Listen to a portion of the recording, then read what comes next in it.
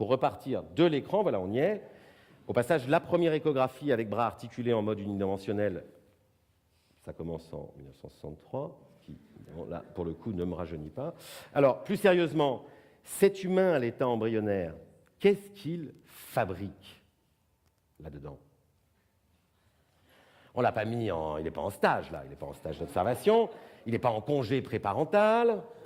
Et il n'a pas encore pris ses vacances ex-utéro. Alors, eh bien, il est en formation continue.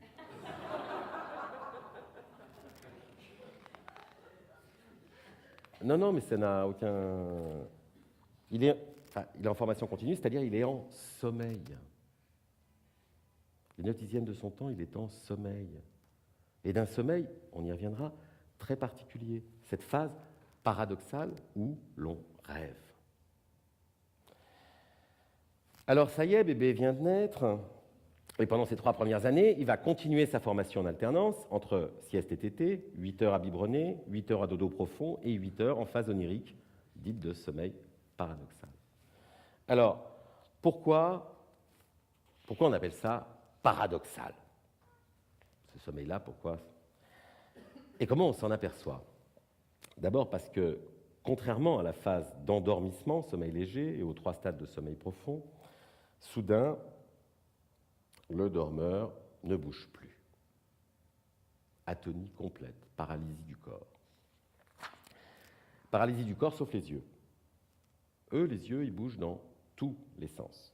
Et cette hyperactivité oculaire se manifeste par période d'à peu près 1/4 d'heure tout au long de la nuit. Et comme vers la fin des années 50, on a constaté que cette fébrilité optique se doublait d'une suractivité électrique dans le cerveau, ça veut dire quoi? Que le changement de direction des yeux correspond aux aléas visuels du film que le dormeur est en train de tourner en caméra subjective dans son rêve. Alors, en effet, cette hypothèse s'est vue confirmée avec l'essor de l'imagerie cérébrale. Ici, ce sont des photos prises à l'Institut de recherche en onirisme appliqué, l'IRAO, que j'anime depuis près de 10 ans avec ma collègue Jeanne Guyon, qui est peut-être dans la salle. Alors, là, on se rend compte que l'état de rêve s'accompagne d'une activité nerveuse sous-corticale, non seulement comparable à l'état de veille, mais avec une vigilance au maximum de l'acuité humaine. Le rêveur, comment dire, c'est un concentré d'hyperconcentration. Il faut bien s'imaginer que ce rêveur, ou pour le dire de façon plus générale, que chaque nuit, chaque être humain produit en moyenne 5 courts-métrages qui, s'il avait fallu les réaliser en vrai, auraient nécessité le travail d'à peu près 5 fois 40 personnes, soit en tout 200 collaborateurs.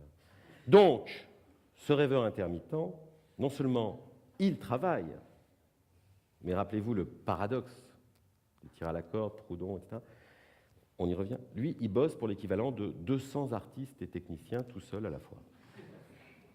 Alors, non, mais c'est très sérieux, ça fait réfléchir parce que il faut quand même en tirer les conséquences de ce phénomène, comme quoi l'hyperactif n'est pas toujours où l'on croit.